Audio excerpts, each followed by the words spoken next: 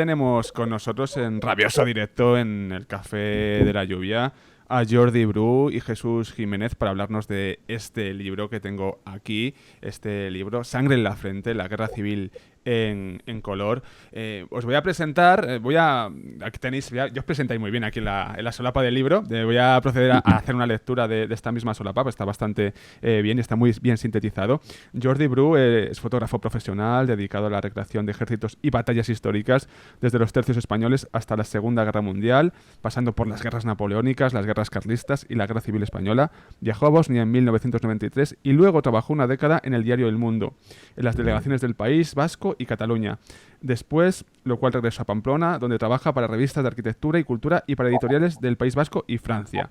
Y por otro lado, Jesús Jiménez es licenciado en Historia por la Universidad Complutense de Madrid, comenzó su carrera profesional en el campo de la comunicación audiovisual como creador y gestor de contenidos institucionales y culturales que incluyen varios proyectos museográficos y de interpretación del patrimonio histórico.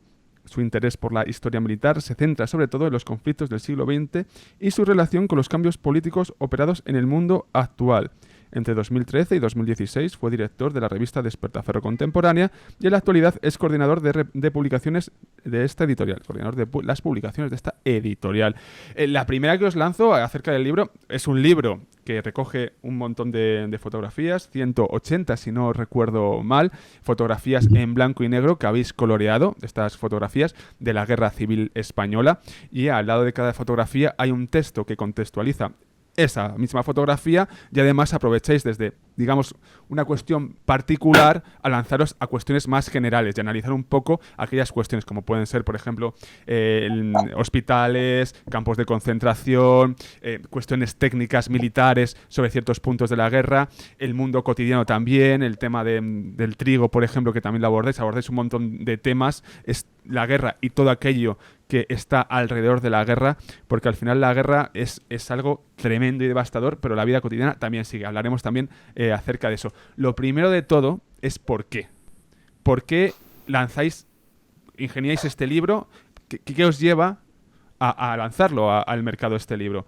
Porque claro, al final la guerra civil es un tema bastante controvertido, se quiere o no. Entonces, ¿por qué lanzáis este libro? ¿Cómo tomáis la decisión? Bueno, es controvertido, pero también es muy interesante y tiene, vamos a llamarlo, mucho mercado. Aunque la palabra mercado igual no es lo más apropiado, ¿no? Realmente esto es un proyecto de la propia editorial y parte de un tipo de libro que ya hemos trabajado de otros autores, obviamente, y relacionados tanto con historia contemporánea como los dos conflictos mundiales y tal. Entonces vimos que esa fórmula del libro de fotografía coloreada funcionaba bastante bien, era muy efectiva para comunicar, para divulgar la historia, y a la hora de hacer nosotros un título propio, por así decirlo, qué tema más apropiado para el mercado español que la guerra civil, que tiene un interés indudable a día de hoy, reúne las condiciones de que tiene una cantidad de fotografía muy amplia y bueno, parecía el tema más obvio, ¿no? Para hacer un trabajo de este tipo. En cuanto a colorear las imágenes, aquí también hay mucha controversia, se dice, ¿no? Porque claro, la realidad histórica, que luego también depende del encuadre, de cómo, ¿no, Jordi? Al final la realidad, hay muchas realidades, pero ¿por qué se pintan las fotografías? ¿Qué aporta ese color? Bueno, el tema de pintar fotografías, ya sé que es un tema bastante polémico en el mundo de la fotografía, ¿no? Pero, de hecho, históricamente siempre se ha intentado dar color a las imágenes, ¿no? Con diferentes medios. Al principio, pues, por medio de acrílicos, incluso acuarelas, ¿no? Estamos hablando ya del siglo XIX. Y nosotros lo que hemos intentado es seguir un poco también esa línea, ¿no? Darle color a unas imágenes en blanco y negro que todos las tenemos en la mente y en nuestra memoria colectiva como en blanco y negro, como un mundo bastante lejano, ¿no? Nosotros al colorear las imágenes lo que hemos hecho es intentar acercar ese mundo más a nuestros días, más a la actualidad, ¿no? El dar color a las imágenes lo que aporta es mucha más información sobre lo que estamos viendo. Tema de banderas, tema de uniformes, el tema de la sangre, sobre todo, ¿no? Cuando Cuando cuando hay sangre en una imagen en blanco y negro, de repente se transforma esa imagen al darle color, ¿no? Lo que hemos intentado hacer es acercar un poco las imágenes a la gente de hoy en día, ¿no? A lo que tenemos más en mente, ¿no? Nosotros vemos un mundo en color ahora mismo. Bueno, de hecho, el título de Sangre en la frente, bueno, no es casual, entiendo también que habéis aprovechado la cuestión del color. Vamos a ir a la mesa de trabajo, porque a mí me interesa mucho y seguro que también a los oyentes cómo se hace un libro, ¿no? Cómo trabajáis en este libro, desde que os planteáis realizar este libro desde la propia editorial Despertaferro Ediciones, cómo trabajáis ambos, cómo realizáis esa labor, cómo habláis, cómo seleccionáis. Lo primero, ¿qué hacéis? Es decir, venga, tenemos un esquema de lo que fue obviamente, ¿no?, la Guerra Civil Española, de su transcurso, porque claro, el libro se divide, es un eje cronológico realmente. Son imágenes, fotografías pintadas con su texto y aparte hay bloques. Y cada uno de los bloques tiene una explicación un poquito más dilatada con un eje cronológico de aquellos acontecimientos, digámoslo así, más relevantes, ¿no? ¿Cómo trabajáis? ¿Cómo hacéis esto? Lo primero, documentación. Cómo es la labor de documentación y seguidamente también cómo es la labor de documentación a la hora de explicar las cosas y a la hora de pintar las fotografías, porque es que a mí de verdad es que me parece una tarea complicadísima. O sea, porque siempre se acierta, siempre no se acierta. Bueno, contándonos un poquito esto de la mesa de trabajo, ¿cómo lo habéis hecho? Bueno, a ver, el primer paso obviamente es la selección de imágenes y ahí hay que reconocer, como tú bien has dicho, que la estructura del libro es bastante meridiana porque es un eje cronológico y a la vez pretendíamos tratar, que también lo has comentado al presentar el libro, pretendíamos tratar toda la sociedad en guerra. Es decir, no solo aspectos militares, sino desde todos los puntos de vista culturales, sociales, económicos, etc. Entonces, ahí la estructura para saber qué imágenes teníamos que localizar, ya más o menos la plantilla la teníamos clara. O sea, una coordenada de acontecimientos y de temas transversales ya nos daba un poco la pista de qué teníamos que buscar. La selección de imágenes no deja de ser complicada porque a pesar de que hay un registro fotográfico de la guerra civil muy amplio, diría que es una guerra que se fotografió en extenso, bien es verdad que no todos los temas que tratamos tienen el mismo recorrido fotográfico, porque había temas que interesaban más y otros temas que interesaban menos. Realmente la labor de documentación, simplemente la selección de las imágenes, ahí me encargué yo porque, bueno, ya tengo cierta experiencia moviéndome en temas de archivos y bibliotecas para buscar fotografías de la Guerra Civil Española y luego poníamos en común, Jordi y yo, cuáles eran las más apropiadas desde distintos puntos de vista, no solo el temático, sino también el estético y el que la imagen transmitiese visualmente lo que queríamos contar. Y ahí, claro, la opinión de Jordi era bastante importante en el sentido de que él es el que tiene el ojo del fotógrafo y fotos que aparentemente podían ser más descriptivas de lo que queríamos contar, a lo mejor como imagen no funcionaban tan bien. Entonces, ese trabajo ha sido un continuo desde el principio al final del libro. Nunca hemos dejado de estar haciendo selección de imágenes. Las últimas imágenes las hemos seleccionado a pocas semanas antes de cerrar el libro. Y la relación entre Jordi y yo de comentar las fotografías, sobre todo de seleccionar con cuál nos quedamos, etcétera, ha sido constante a lo largo del año y medio. En la parte del color yo ahí sí que no me he metido porque bueno, Jordi te puede contar un poco más en detalle cómo el tema de la documentación de cara a la imagen, entonces ahí ya sí que ha sido, la vara la ha llevado él completamente y con el resultado que podéis ver, claro. Bueno, cuéntanos, Jordi, un poco la cuestión de la imagen, cómo lo haces, cómo te documentas. A ver, estamos hablando de 180 fotografías. Es una barbaridad, me parece una barbaridad. Entonces, ¿cómo trabaja un fotógrafo con esto? Sí, la verdad que es un trabajo ingente. Bueno, de hecho ha sido casi más de año y medio de trabajo, ¿no? No solo de colorear las fotos, sino también de restaurarlas, porque claro, muchos archivos digitales están realmente dañados. Y entonces, cuando me refiero a dañados es que están llenos de rascaduras, de polvo, de cortes en la imagen, ¿no? Que cuando lo digitalizan, evidentemente no digitalizan un negativo, sino que está digitalizado igual una copia en papel, ¿no? Eso hay que restaurarlo. A veces tiene más trabajo de restauración de la imagen en blanco y negro que de coloreado. Y una vez hecho la restauración de la imagen, se trata de, pues eso, un poco de documentarse, sobre todo en el tema de uniformes, en el tema de banderas, en los vehículos, porque muchos vehículos tienen un tipo de camuflaje diferente, unos tonos de caqui o de verde totalmente diferentes, y ahí hay una labor de documentación, ¿no? De documentación tanto con imágenes, con fotografías en color de vehículos que existen ahora mismo, o, por ejemplo, con los uniformes. Bueno, como bien has dicho antes, yo me dedico a hacer fotografías en muchas recreaciones históricas, y algunas de las imágenes que tengo yo son de guerra civil, de recreaciones de guerra civil. Los recreadores muchas veces llevan piezas originales, llevan ropa original, casacas, guerreras, camisas, armamento, y yo sí lo que hago es tirar un poco de mi archivo personal, ¿no? De ver qué tono de marrón, de madera es ese uniforme, los diferentes tipos de cueros que tienen los correajes, los verdes, los caquis, ¿no? Y entonces tomo muestras de fotos reales hechas por mí. Y desde luego, cuando hay alguna duda, tiro de asesores. Tengo varios asesores que me asesoran tanto en mi trabajo como fotografía de recreación, como en este trabajo. He tirado mucho de asesores, ¿no? Y luego otro tema es el tema de los paisajes. Hay muchas imágenes en las que es más importante el paisaje que se muestra en la imagen que el soldado que aparece, ¿no?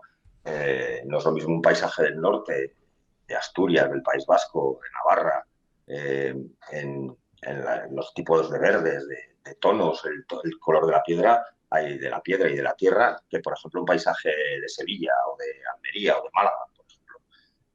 Ahí sí que voy directamente a fotos de paisajes de esa zona, y tomo muestras de diferentes tonos de tierra, y eso, bueno, es un trabajo pues de documentación antes de lanzarse a colorear nada, ¿no? Hay que saber qué colores son, ¿no? Que la gente de una determinada zona de España reconozca esos paisajes, en los colores también.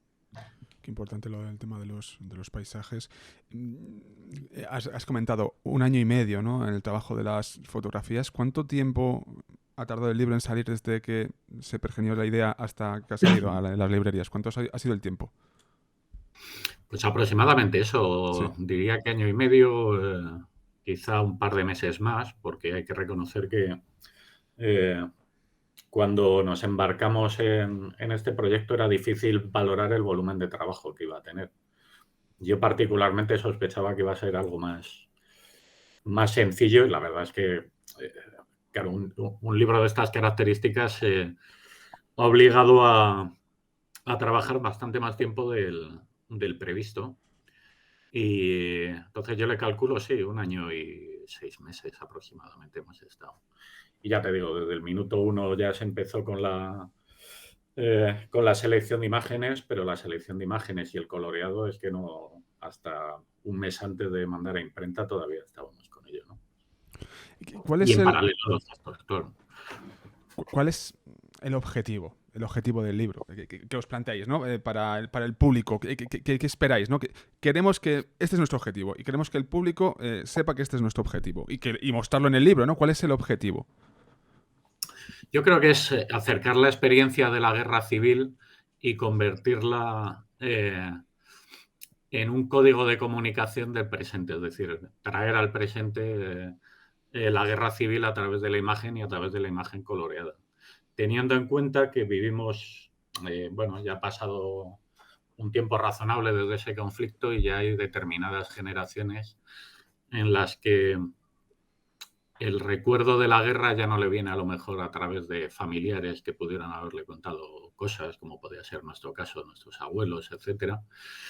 Y, y parece oportuno que, siendo un acontecimiento histórico que todavía marca tanto nuestro presente, aparte del conocimiento puramente académico que es el fundamental, el que tenemos que tener de cualquier acontecimiento histórico, pero que puede ser un tanto abstracto, divulgar a través de las sensaciones que transmite una imagen también son importantes, sobre todo en este tipo de acontecimientos que marcan un poco la identidad de nuestro país en el presente, ¿no? Entonces, la imagen es como un juego de jugar con el pasado y con el presente. Es un poco lo que pretendemos hacer, ¿no? Y bueno, y si me permites, si este libro sirve para que la gente, sobre todo la gente joven, ¿no? que tiene tan lejana la guerra civil hoy en día, si sirve como una primera aproximación y que la gente se interese por el tema, que es un tema apasionante, el de la guerra civil española, pues yo creo que hemos cumplido un objetivo bastante importante, ¿no? Un primer contacto, que la gente se interese en el tema y que sea después capaz de por su cuenta investigar más o buscar otro tipo de información también. Exactamente, porque eso además un poco el objetivo de tratar la sociedad española de aquel momento de una forma tan amplia. Con eso un poco lo que también pretendíamos es que seamos capaces de trasladar a los lectores temas que a lo mejor no conocían de la guerra, que sean capaces de profundizar. Todos los temas inevitablemente, aparte de tratarlos a través de la imagen, el texto no deja de ser una pequeña introducción, no podemos profundizar demasiado en ninguno de los temas, ¿no? Pero sí que la idea era hacerlo lo suficientemente sugerentes como para que una persona pueda interesarse y profundizar a través de la bibliografía que le proponemos y de la ingente cantidad de libros que hay sobre el tema. Es decir, al final es atraer al público al tema de la guerra civil. Que no se queden solo en la lectura de nuestros libros, sino que nuestros libros sean una plataforma para que la gente profundice en un tema que al fin y al cabo es tan importante en nuestra historia, ¿no? Voy a intentar en unos minutos compartir unas imágenes del libro para que las comentéis simplemente. Pero antes, bueno, hablábamos del impacto, ¿no? De la potencia de una imagen, lo que puede hablarnos una imagen y seguramente que cada persona incluso la vea, ¿no? Con una mirada obviamente diferente y saque unas interpretaciones diferentes de una imagen aunque esté contextualizada. Esto es así y esto pasa. Hay varios temas dentro ya del contenido en sí. Bueno, usáis un montón de fuentes, también aparecen en el texto fuentes periodísticas de la época, fuentes de todo tipo, vaya por delante. La bibliografía al final del libro. Yendo a cuestiones técnicas militares, una de ellas me llama mucho la atención. Este tema no lo sabía. Bueno, las personas que estén en Twitch pueden hacer alguna pregunta si quieren. ¿Hubo armas químicas? ¿Se emplearon armas químicas dentro de lo que es la guerra? Vamos a la guerra en sí. ¿Hubo esto realmente? ¿Se emplearon? No, fue una cosa bastante testimonial. Sí que al parecer había en el arsenal español determinadas armas químicas y sobre todo medidas defensivas contra las armas químicas y la posibilidad de tener que emplearlas sí que hay constancia de que se barajó, pero los riesgos eran bastante evidentes y parece ser que salvo casos muy concretos y en algunos casos al parecer ni siquiera premeditados en los que sí que se utilizaron, no fue una cosa que pasase un poco de los despachos del riesgo de utilizarla. Y lo que sucedía sobre todo es que había mucho miedo a desencadenar una escalada con armamento químico, porque primero era un material que había que proveerse y sin embargo no había medios suficientes para defenderse. Es decir, el riesgo era altísimo. Entonces, quitando algún caso puntual, no pasó de ser una perspectiva más teórica que otra cosa. Por incapacidad. Por ejemplo, en tema de armamento, de lo que estás hablando, y hay una de las fotos que me sorprendió muchísimo y que yo desconocía el tema, que sí que se usaron lanzallamas. Y hay una imagen que lo demuestra. Sale un soldado con un lanzallamas en la espalda y con 2 carros de combate detrás. Sí. Y me sorprendió muchísimo ese armamento en la guerra civil.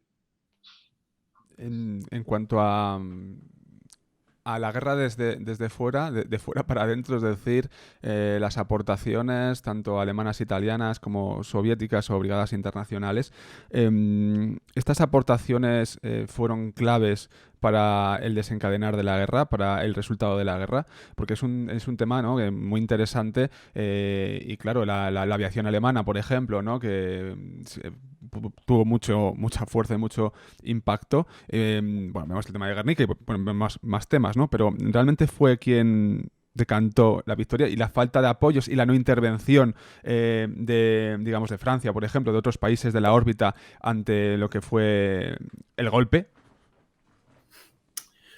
Yo creo, bueno, desde luego ya las últimas investigaciones, desde hace ya bastantes décadas, sí que ponen de manifiesto que el contexto internacional fue bastante desfavorable para la República, por el tema de la no intervención y las limitaciones que eso supuso para proveerse de armamento moderno, y ahí el ejército sublevado tuvo cierta ventaja por la regularidad del suministro que le proporcionaron sus aliados, Italia y Alemania.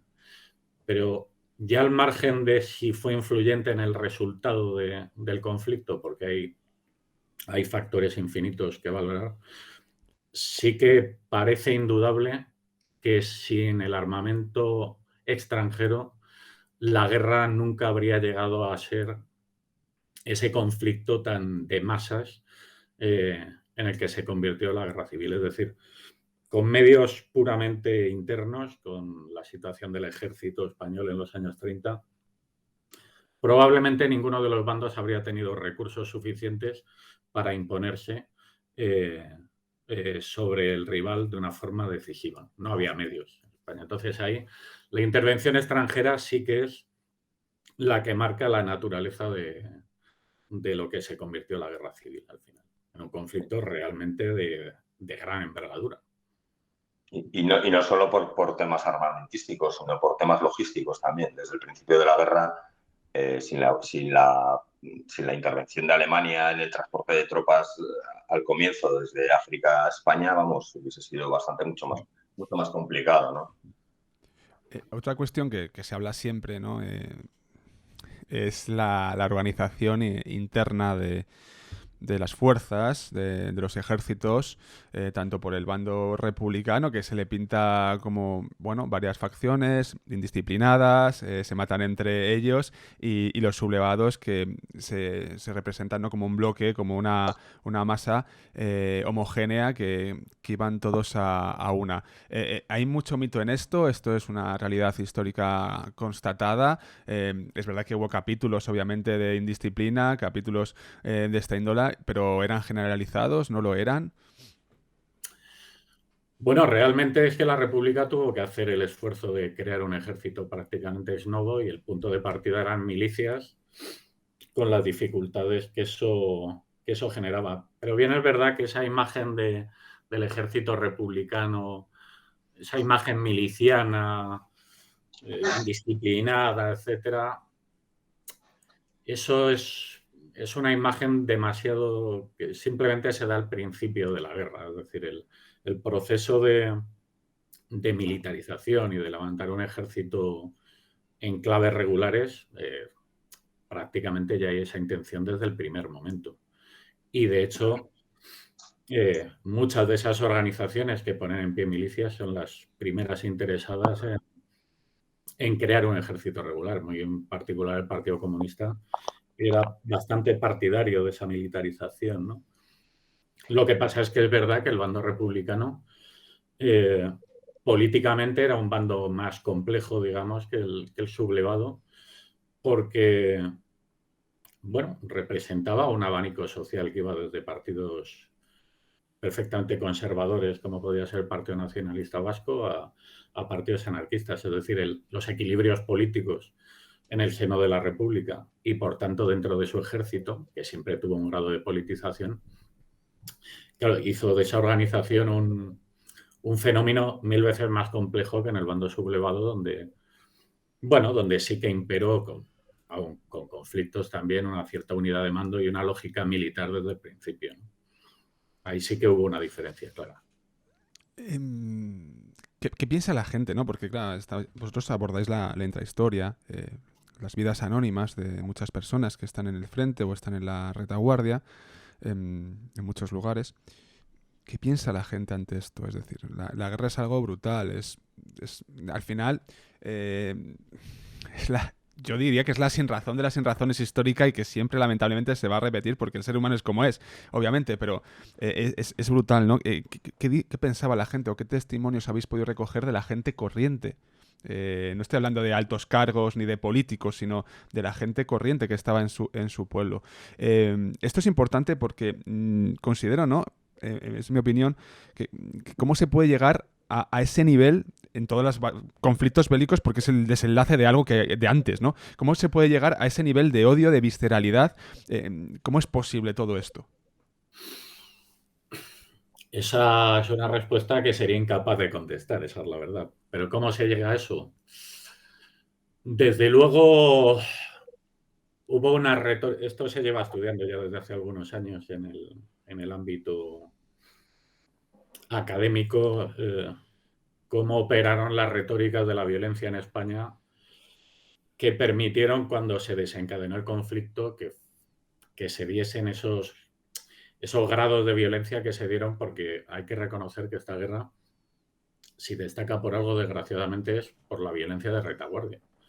Es decir, la cantidad de víctimas que hubo en España por culpa de la represión, porcentualmente a las que murieron en el campo de batalla, es un porcentaje altísimo. Fue una auténtica carnicería de retaguardia, ¿no?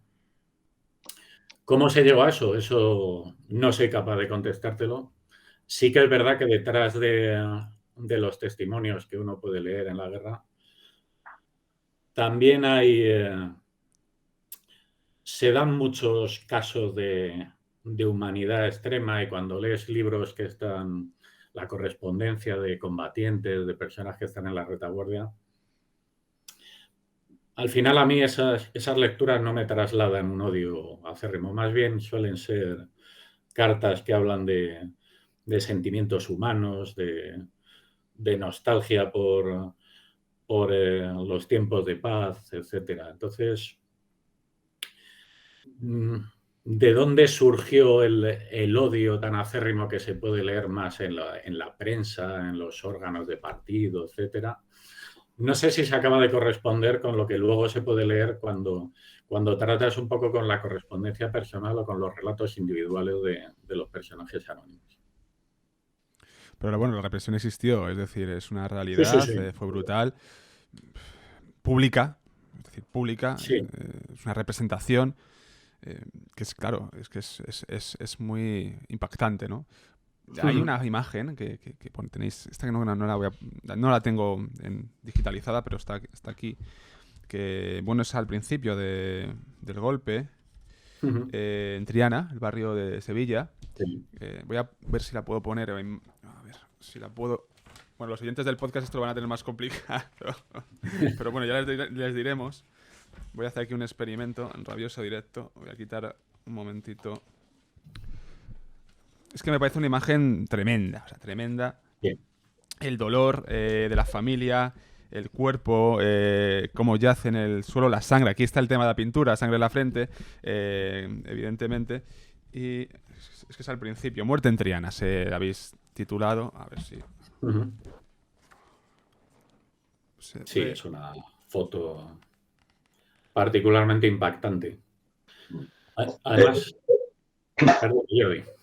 Sí, no, te iba a decir que es una imagen que ya tiene fuerza de por sí en blanco y negro. Es una imagen que es muy conocida de la Guerra Civil, que todos lo tenemos en la cabeza, el que investiga un poquito sobre la Guerra Civil, y ya en blanco y negro es impactante.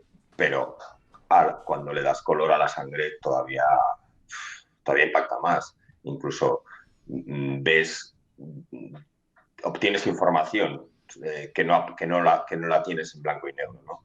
Como es esa mancha de sangre que hay en la pared, que te demuestra que ha sido un asesinato, un tiro en la cabeza, alguien apoyado allí, ¿no? Entonces todavía te imaginas más cosas truculentas, ¿no? Y todavía tiene más tintes de violencia, ¿no? Sí, perdona, Jesús, ibas a decir algo.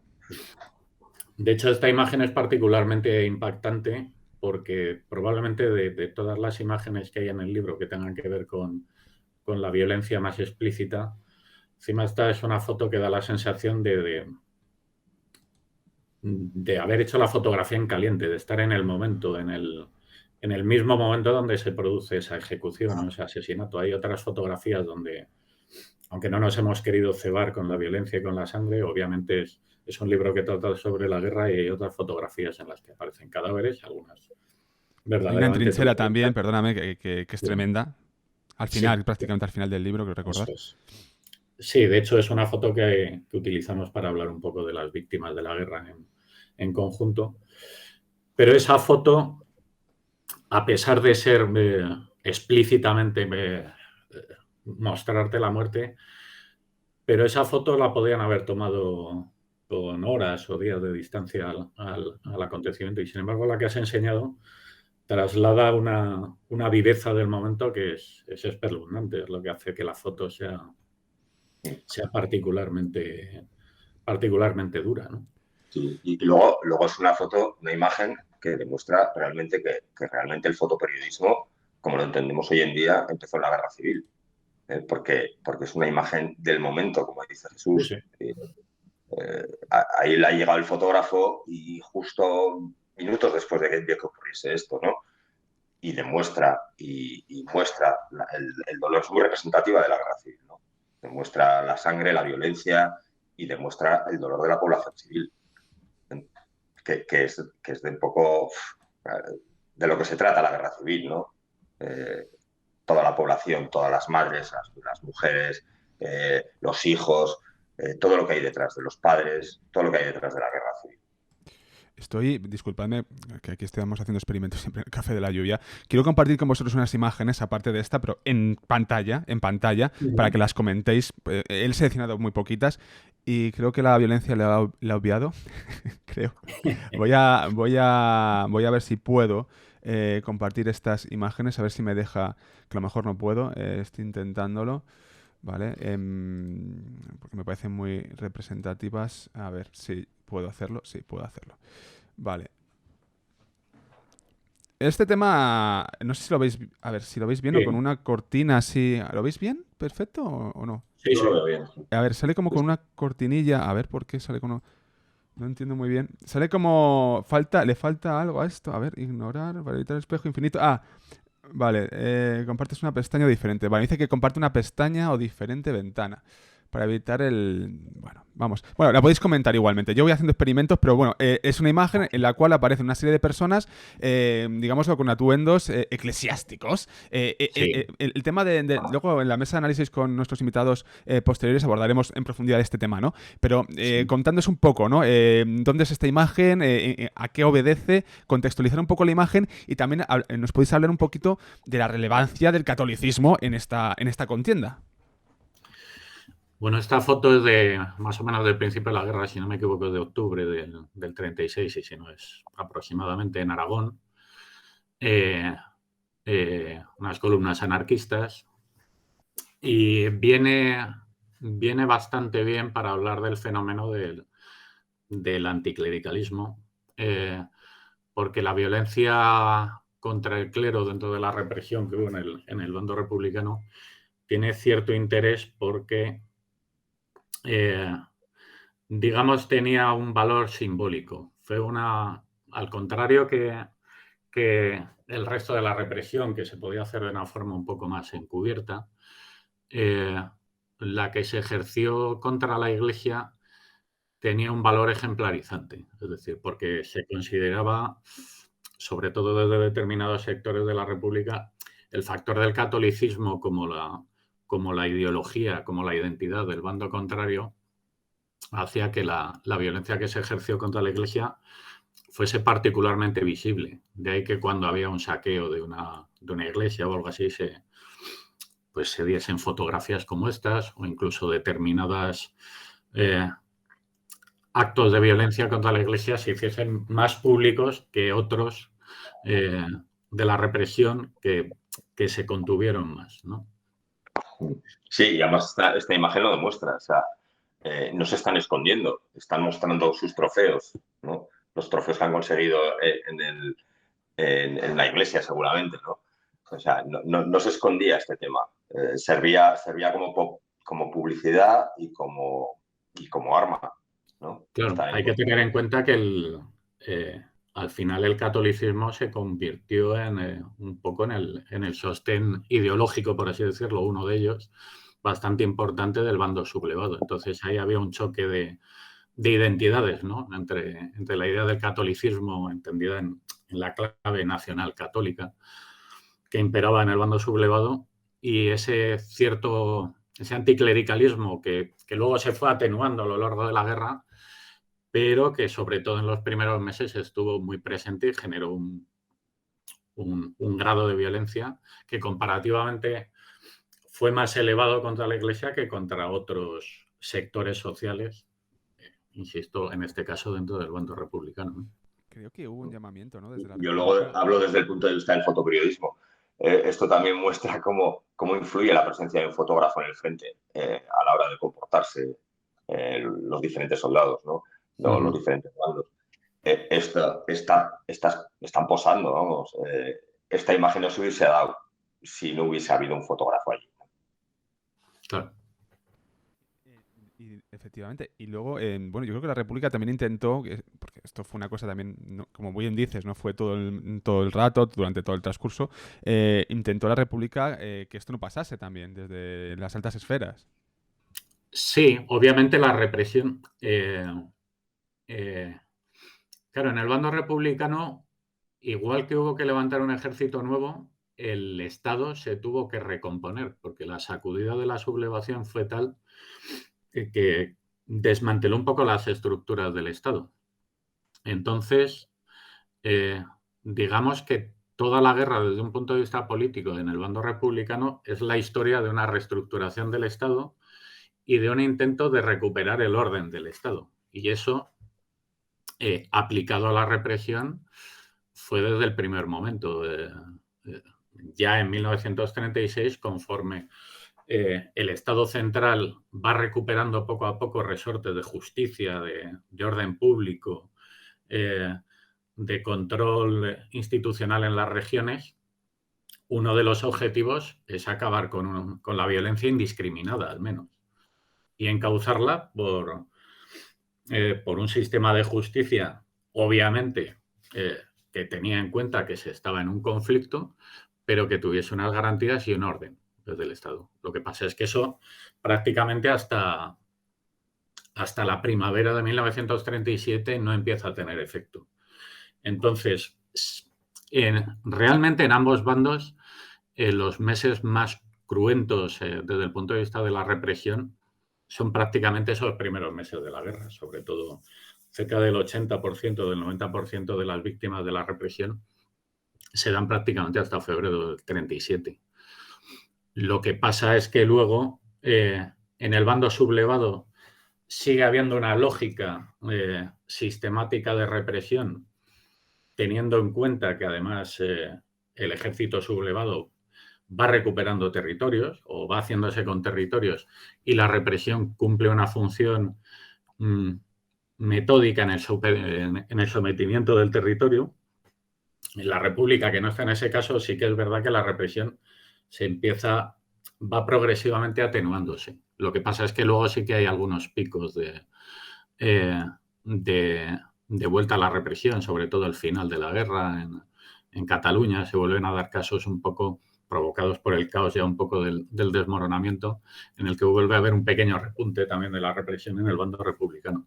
Pero obviamente el Estado republicano tomó medidas y medidas efectivas para atajar la represión indiscriminada, sin duda.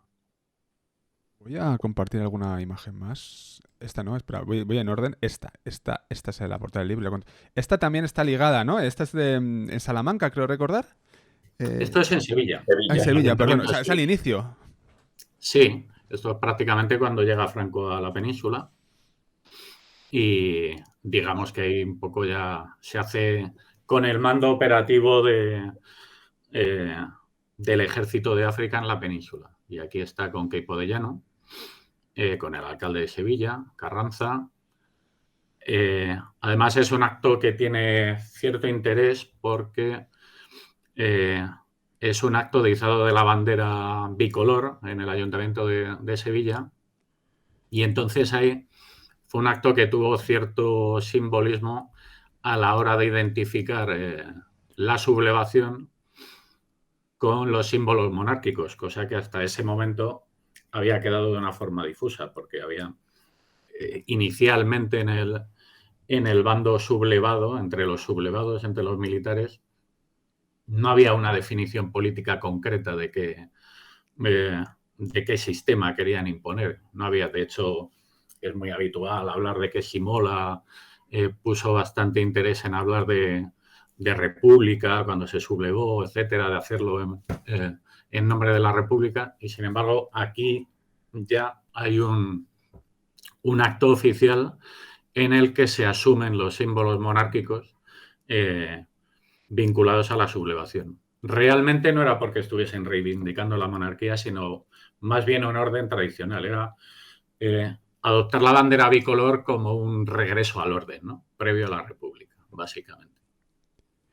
En cuanto a los elementos que atrapa el franquismo, ¿juega con ellos o se los cree?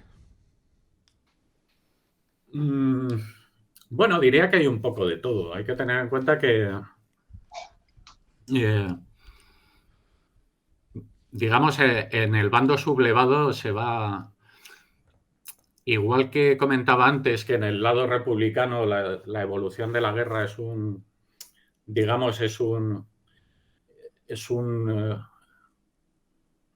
la historia de recuperar el Estado democrático, etcétera, y de recuperar los resortes del Estado.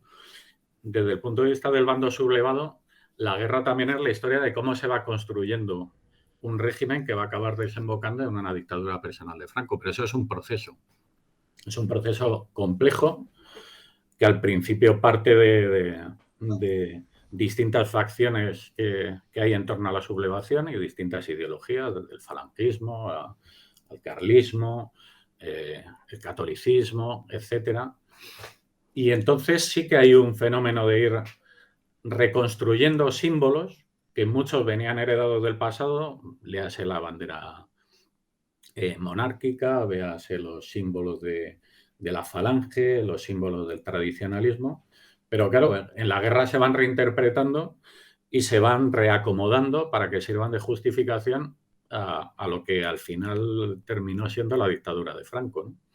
Que hace una reinterpretación de todos esos símbolos que estaban vinculados a la tradición, al orden, etc. Pero con un nuevo mensaje, claro, con un nuevo significado. Voy a dejar de presentar un momento para otras cuestiones bélicas y luego ya finalizo con un par de imágenes. Una de ellas, bueno, hemos hablado ya del apoyo internacional a uno y otro bando. ¿Cuál es el punto de inflexión en el cual se decanta, se ve claro que la guerra va a ir para los sublevados? ¿De qué momento estamos hablando? A ver, eso es difícil de decir desde un punto de vista objetivo. Pero bien es verdad que algunos de los protagonistas del momento se atrevieron a opinar sobre este tema. Por ejemplo, Indalecio Prieto, el socialista Indalecio Prieto, vio bastante claro que el punto de inflexión de la guerra fue la pérdida del norte. Y no tanto la pérdida del norte cuando se completa la pérdida del norte en Asturias, sino ya la caída de Bilbao le supone una sacudida a él personal por las vinculaciones que tenía con el País Vasco, sino porque ve claro que ahí la guerra está perdida. Azaña por esas fechas, incluso diría que antes, cuando ya se desencadena la campaña del norte, también considera que la guerra a la República no la puede ganar militarmente. Lo que puede hacer es hallar una forma de no perderla. Sin embargo, es evidente que otras facciones dentro de la República y, por supuesto, el Partido Comunista, que fue el más partidario de la resistencia a ultranza, en ningún caso antes de la batalla de Teruel se puede decir que trasladen una sensación de una conciencia de que están perdiendo la guerra, ¿no? Pero probablemente, aunque los mayores hitos, digamos, giros argumentales, por así decirlo, de la guerra, podrían ser la pérdida del norte, la batalla de Teruel y el Ebro. Yo creo que son los tres fenómenos o acontecimientos militares que hacen girar la guerra. Probablemente ya desde la caída del norte la República no tenía ninguna posibilidad de ganar la guerra, ya digo, desde un punto de vista militar. Otra cosa es que se pudiese encontrar una resolución política al conflicto, que era lo que trataron de lograr durante toda la guerra. Pero militarmente ahí es bastante posible que ya fuese completamente inviable para la República ganar la guerra. En las fotografías, esto me parece interesante. En estos puntos de inflexión, los protagonistas de esta historia, tanto de un bando como de otros, sabían o entendían que una cosa estaba a punto de acabar tanto para bien para unos como para bien para otros. Es decir, esto se lee en los rostros. Jordi, tú que... O sea, los rostros, ¿no? Esos ya momentos previos a finalizar la guerra, o ya cuando Casado directamente, ¿no? Da a Madrid, por así decirlo, un poquito antes. Esto se palpa en los rostros en las fotografías. Sí que se ve cierto decaimiento, ¿no? En los rostros sobre todo de los republicanos, ¿no? Hay una imagen muy potente que sale un grupo de combatientes con el puño en alto, ¿no? Que sale y se ven los rostros de, pues, lo primero, de que han pasado penurias, evidentemente, muchas más penurias que seguramente los vencedores, pero sobre todo de decaimiento y de falta de confianza ya y de optimismo, ¿no? Ya no te digo ya las fotos de refugiados y eso, que eso es dramático, ¿no? Pero bueno, sí, se nota, ¿no? Se puede saber un poco la fecha de la foto simplemente por ver las caras, ¿no? de la gente. Voy a compartir de nuevo, disculpadme, un par de imágenes más, ya estamos cerrando la entrevista. Simplemente un par de imágenes más y una reflexión final acerca de esto. A ver si ahora encuentro la imagen. Por Dios, que encuentro la imagen. Cosas del directo. Pues no la encuentro. Bueno, si no la cuento. Hablando de lo que me decías, sí. Javier, hay una imagen que a mí es de las que más me gusta, que es una foto de Campúa, que es cuando llegan las tropas sublevadas al Mediterráneo, que están ahí 2-3 soldados con el brazo en alto metidos en el agua. Pues fíjate, esos soldados han pasado casi las mismas penurias, ¿no? que los del bando republicano, pero en sus caras se ve que están ganando. Eso está clarísimo. Y aún están flacos, están pues muy demacrados, pero sus caras no muestran decaimiento, ¿no? A ver si puedo... No es esta la que quería mostrar. Es una imagen, bueno, os la describo, es al final, cuando toman Barcelona, hay una imagen bastante icónica. Además, aquí me parece muy interesante porque habláis de identidades. La identidad catalana dentro del franquismo. Cómo se utiliza aquí la argamasa para emplearla. Estamos hablando también de una élite, una burguesía catalana que bueno, le fue bien con el franquismo. Entonces, esto es un tema con muchas aristas, es un tema muy complejo, pero ¿cómo se hace esto? ¿Hubo discrepancias dentro de los sublevados acerca de esto?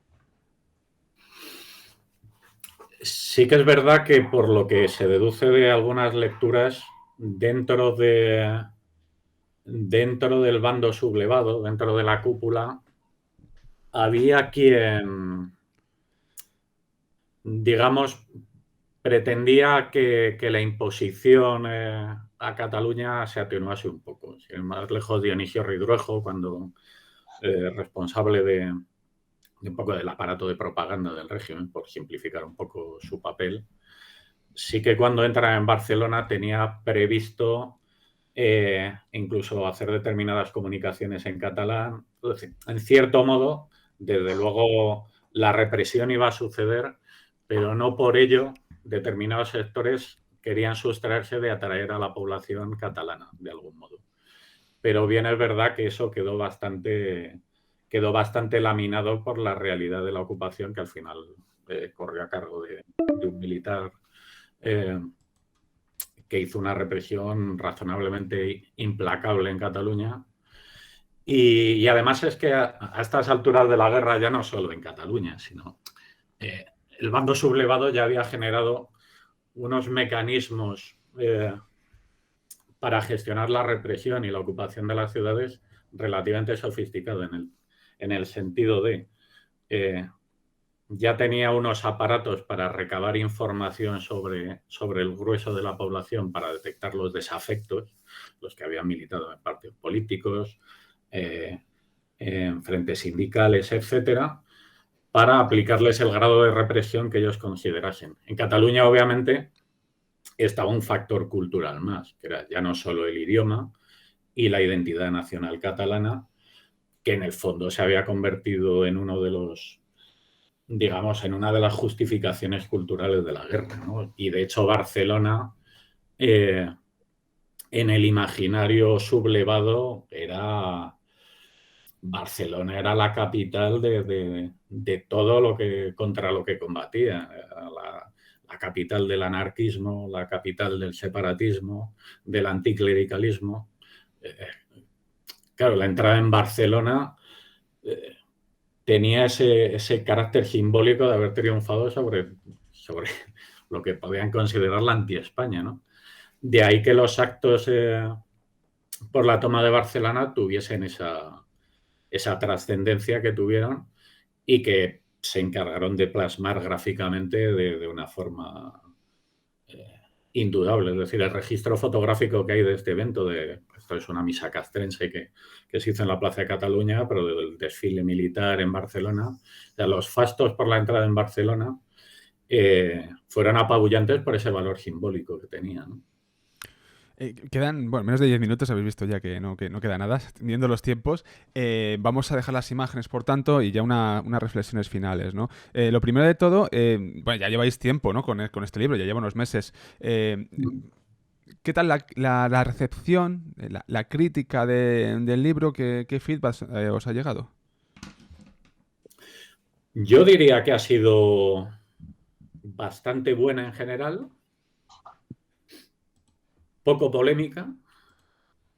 Quiero decir, ni el hecho de que estemos hablando de la guerra civil, que parece que por el hecho de publicar de la guerra civil siempre va a ser controvertido, y eso no hemos recibido ninguna respuesta polémica, ni tampoco por el sentido del coloreado. Yo he percibido que también se habla de lo polémico que puede ser la transformación de las imágenes y tal, pero yo creo que hemos conseguido trasladar que eso es un ejercicio de interpretación respetuoso con las imágenes originales, y creo que en ese sentido la acogida ha sido buena en los dos sentidos, tanto por el hecho de trabajar con la foto en color como por perdona, que me estaban llamando, como por el hecho de publicar sobre la guerra civil.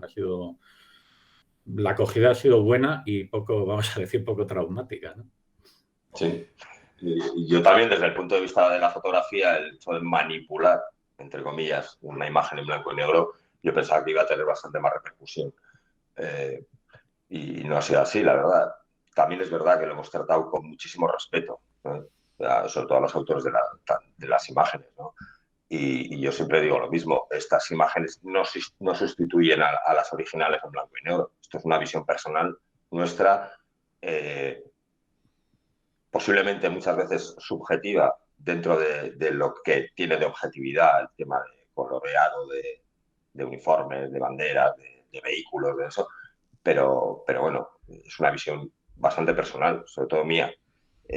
Y si no ha tenido tanta repercusión como yo pensaba que iba a tener, sobre todo entre mis colegas, ¿no? y colegas del mundo de la fotografía. Yo vengo del mundo del fotoperiodismo y también les digo lo siguiente, o sea, estas imágenes se hicieron en blanco y negro no por gusto o porque al fotógrafo le pareciese más artístico hacer en blanco y negro, ¿no? Como muchas veces se piensa ahora, ¿no? Que el blanco y negro es mucho más artístico. No, se hicieron en blanco y negro porque no había posibilidad técnica de hacerlas en color. Un fotoperiodista, si hubiese tenido acceso al color, hubiese tirado el color. Eso está clarísimo. Como disparamos ahora todos los fotoperiodistas, ¿no? Disparamos en color porque da mucha más información. Y no ha habido tanta polémica como pensábamos. Es un libro muy científico. Es humano, científico. es para conocer aquello que pasó, seguir los acontecimientos y bueno, cada uno que saque las reflexiones, mostráis lo que hay. Es una realidad obvia. La objetividad no existe, es verdad que no existe la objetividad, pero sí existe la honestidad del trabajo, y aquí lo habéis conseguido, trabajo honesto, obviamente. Enhorabuena por ello, de verdad, porque bueno, aquí en el chat también nos dicen que están encantados con el libro y hay gente que lo tiene. Y nada, muchas gracias por estar hoy en el Café de la Lluvia. Ya la última de las últimas, ¿tenéis algo planeado ahora ya de este tipo? Porque ya habéis trabajado previamente con las guerras mundiales, guerra civil. ¿Algo en el horizonte que podáis contar desde Despertaferro Ediciones? Nada concreto, salvo que nos ha dejado buena sensación y hemos visto que esta vía de publicaciones tiene salida, gusta y tenemos que pensar en ello. Desgraciadamente no te puedo dar ninguna novedad concreta. Una primicia. Porque no la hay, no es así, pero el formato nos ha gustado y creemos que funciona bastante bien y que quizá tendría salida para otros temas. Lo que pasa es que hay que ser conscientes de que para hacer un libro de este tipo hay que reunir muchas circunstancias que hace que no todos los temas valgan, ¿no? Porque tiene que haber un registro fotográfico importante, tiene que haber quien escribe el libro, tiene que haber una serie de ingredientes que hacen que sea un poco complicado. Pero nos ha gustado la experiencia de este libro y, por supuesto, es un formato que trataremos de seguir explorando. Sí. Muchas gracias, Jordi, Jesús, por estar en el Café de la Lluvia. Nos vemos, nos vemos. Un abrazo enorme. Cuidaos. Muchas Un abrazo, gracias. Gracias. Gracias. Bye.